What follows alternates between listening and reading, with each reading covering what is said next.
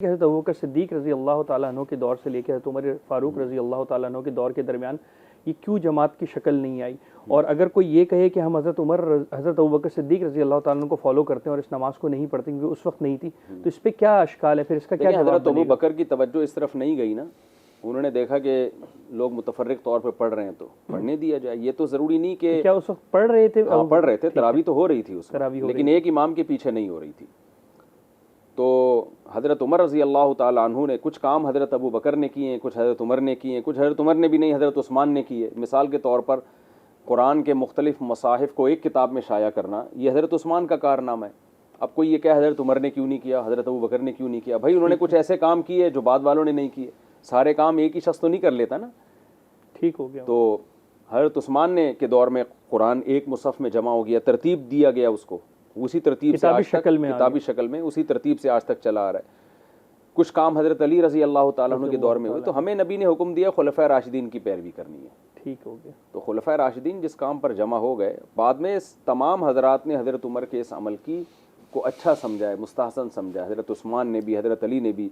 हज़रत अली तो जब मस्जिद में आया करते, देखते ऐसे लोग जमात से नमाज़ पढ़ रहे हैं रमज़ान की रातों में, तो फरमाते अल्लाह उमर की क़ब्र को नूर से भर दे, उन्होंने हमारी मस्जिदों को रौनक बख्श दी है।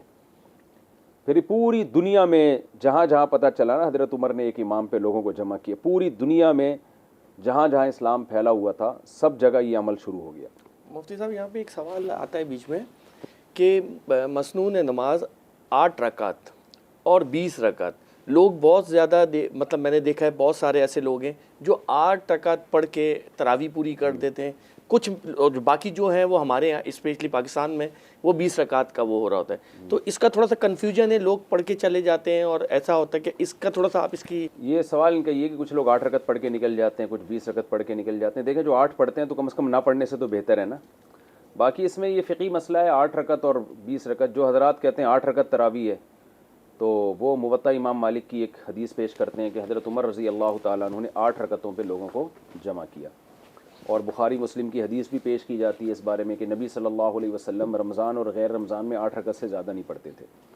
लेकिन जो चारों अइम्मा हैं, इमाम अबू हनीफ़ा, मालिक, शाफ़ी, अहमद बिन हम्बल, जो नबी के दौर के बिल्कुल करीब के हैं, इन चारों की राय ये है कि 20 रकत से कम तरावी नहीं है। वजह उसकी ये कि इनकी दलील बहुत मजबूत है। वजह उसकी ये है कि ये जो हदीस पेश की जाती है कि रसूलुल्लाह सल्लल्लाहु अलैहि वसल्लम रमज़ान गैर रमज़ान में 8 से कम नहीं पढ़ते थे, ये तहज्जुद के बारे में, ये तरावी के बारे में नहीं। क्योंकि गैर रमज़ान में तो तरावी होती नहीं है, गैर रमज़ान में तो तरावी होती नहीं। नबी सल्लल्लाहु अलैहि वसल्लम ने तरावी तो सिर्फ 3 दिन पढ़ी है ना।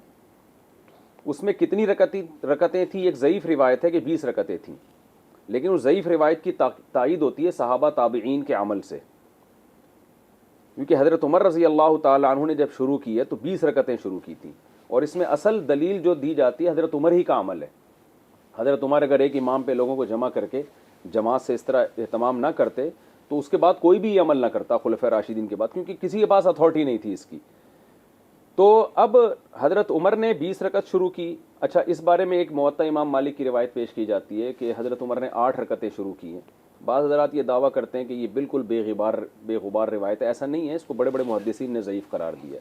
इस पर मेरा एक ऑडियो बयान भी है तरावी की रकात के बारे में। उसमें मैंने एक एक रिवायत, हदीस नंबर और उसकी सनद में जो बहस है वो पूरी डिटेल से, ये 7-8 साल पहले मेरा बयान हुआ था, वो वहाँ उसकी डिटेल आपको मिल जाएगी। खैर, मेरा मकसद अभी इख्तलाफी मसाइल में उलझाना नहीं है। रमज़ान की बाबरकत सआदतें अमल जो है, हाँ, अभी तो ये है कि जो हमारी राय है हम उसको एक मुख्तसर तौर पे पेश कर दें। तो 8 रकत पर कोई सही हदीस कि हज़रत उमर ने 8 शुरू की थी, उस पर कोई सही हदीस मौजूद नहीं है। जो 8 रकत वाली रिवायत है उस पर एक कलाम है। यही वजह है कि मुवत्ता इमाम मालिक में इमाम मालिक ने हज़रत उमर से 8 रकतें वाली हदीस भी पेश की है, 20 वाली भी पेश की है। तो इमाम मालिक ने ख़ुद उस 8 रकत पे अमल नहीं किया। तो इमाम मालिक तो 16 के कायल हैं, 36 रकतों के कायल हैं। 20 के इसलिए कि हज़रत उमर ने शुरू की थी, और 16 इसलिए कि अहले मक्का हर 4 रकत के दौरान जो वक्फ़ा होता है ना, उसमें तवाफ़ करते थे, तो वो अहले मदीना उसमें नमाज़ पढ़ा करते थे। तो चूँकि अहले मदीना के अमल को ज़्यादा फोकस करते हैं, तो इससे पता चला है कि इमाम मालिक के दौर में भी अहले मदीना 8 रकतें नहीं पढ़ते थे। इमाम शाफ़ी रहमहुल्लाह ताला अहले मक्का में से हैं, वो कहते हैं हमने मक्का में भी लोगों को 20 रकत पढ़ते हुए पाया है। तो हज़रत उमर रज़ी अल्लाह ताला अन्हु ने जब तरावी शुरू किया ना, तो पूरी दुनिया में जो तरावी की नमाज राइज हुई है उनमें कहीं भी 8 रकत हमें नहीं मिलती। सब तो यहाँ पर यहाँ एक बात भी है कि असलाफ ने इस नमाज को तरावी का नाम दिया है। ये नाम नबी के दौर में नहीं मिलता, ये नाम बाद में दिया है। तो असलाफ बहकी की रिवायत है कि असलाफ ने इसको तरावी का नाम दिया। तो तरावी का लफ्ज़ भी 8 रकत पे सादिक नहीं आता, इसलिए कि तरवीहा 4 रकत को कहते हैं और तरावी तरवीहा की जमा है। अरबी में जमा के कम से कम 3 अदद होना ज़रूरी है। तो 4 जब 3 दफ़ा होगी तो कम से कम 12 रकतें बनती हैं। बिल्कुल है। 12 या 12 से ज़्यादा को तो तरावी कहा जा सकता है, 8 पे तो तरावी का लफ्ज़ ही सादिक नहीं आता। तो इसलिए इस बारे में जो उम्मत का जो चारों अइम्मा का जो इजमा है ना, जो बड़े फ़क़ीह थे, वो इजमा बहुत बड़ी दलील है और उनके दलाइल बहुत इस बारे में मजबूत हैं।